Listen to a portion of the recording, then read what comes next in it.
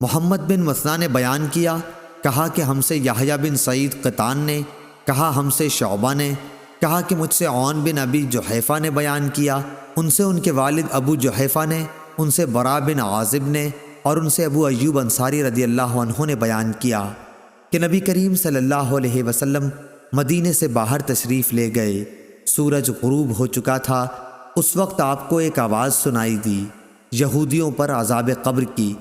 फिर आप सल्लल्लाहु अलैहि वसल्लम ने फरमाया कि यहूदी पर इसकी कब्र में अज़ाब हो रहा है।